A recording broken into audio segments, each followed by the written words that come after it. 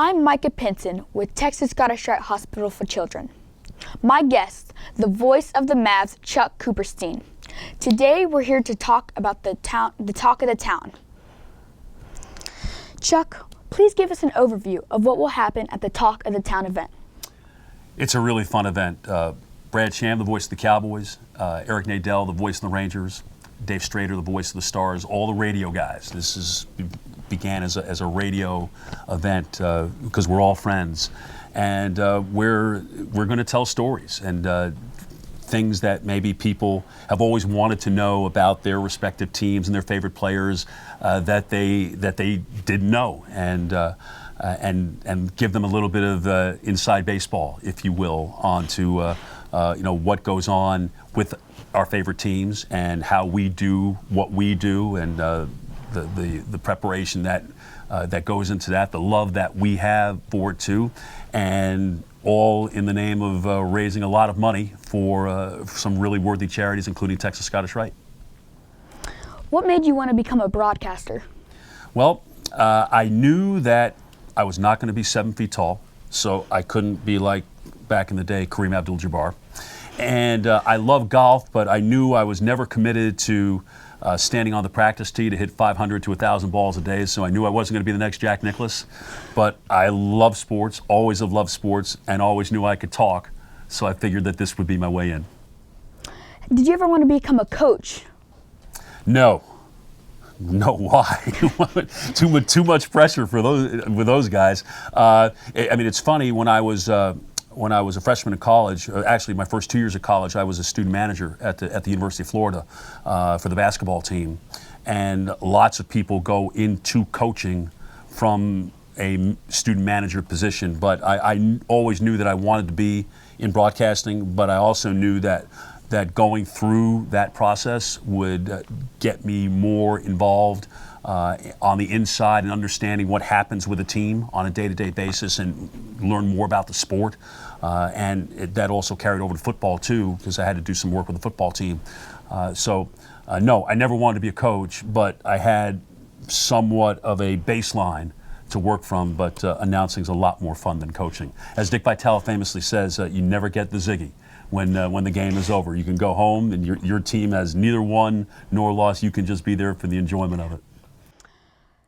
To be honest, for you, what has been your favorite game to broadcast and why? Well, that's easy. That's Game 6, the 2011 NBA Finals, because the Mavericks won a championship. It's all of our dreams as a broadcaster, to broadcast a championship moment. If the golfer is saying this 3-foot putt is for the U.S. Open, our moment is when the team that we broadcast for wins a championship. And it's even more rewarding, I think, than if you were doing the game nationally, because here there are people that are really invested. They really, really care, and they're looking for that magical moment.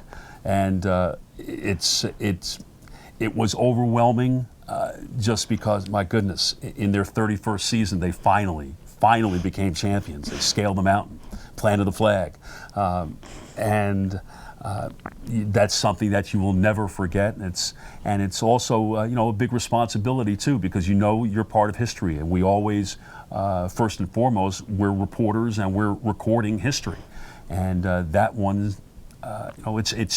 all those moments stand forever, and hopefully that one stands forever. The Talk of the Town benefits 5 charities. What made you pick Texas Scottish Rite Hospital? Well, I always wanted to do something with kids, I think, and kids and sports.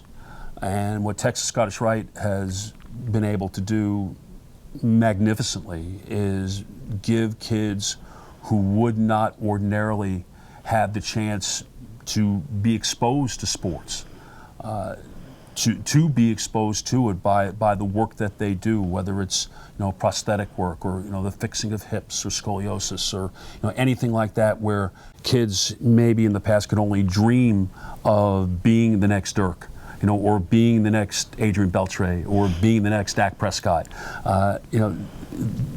Texas Scottish Rite allows them to have that dream, and moving forward, if we're creating people who love sports, want to play sports, hopefully they'll be watching sports, and then as they get older, and even if they can't play sports professionally anymore, their love of sports will still allow them to, maybe buy tickets and be the fans that allow people like me to still have a job, many years into the future. But every time I come to Texas Scottish Rite, I'm just amazed at what they do, how they do it, the people that they serve, the esprit de corps of the staff, the toughness of the children who are just looking for a way to be a normal kid. And I can't think of a better place to help. I want to be a sportscaster when I grow up. What tips might you give out at the Talk of the Town? I will give out, be passionate, and be very invested in what you do, because people are listening to you. And if people listen to you and feel like you're not really involved in it, that you're just kind of doing it for a job, then they're not going to listen to you. And then you probably won't be working very long. I would say this about sportscasting, and I would say this about any job, that you have to wake up in the morning and love what you do. You cannot wait to get up and go to work. And if you don't have that, then you really need to find something else that you can fall in love with, because we don't want our work to define us, but we probably spend more time at our jobs than we do at anything else, other than sleeping perhaps. So we might as well find something that we really like. And the other thing, and I don't mean to be too depressing, is that it's a really competitive field, and you have to be prepared to fail. But at the same time, when one door closes, another door opens. And you have to understand that, I may love you. I may think that you are the greatest thing since sliced bread, but somebody else may take my job and look at you completely differently. And you can't think of yourself as any differently just because that person thinks of you differently. Believe in yourself and do what you do, stick to your plan. And that's the best advice that I can offer, because it's a really difficult job to get in. But once you're in, and I do believe that this will be engraved on my tombstone someday, that it is the world's greatest job in the world's worst business. There is nothing more fun than walking into the arena every night and watching the greatest basketball players in the world do what they do. But also know that I'm one of 30 people out of 7.5 billion people on this earth who do what I do. And obviously there are a lot of people who would like to do, like you.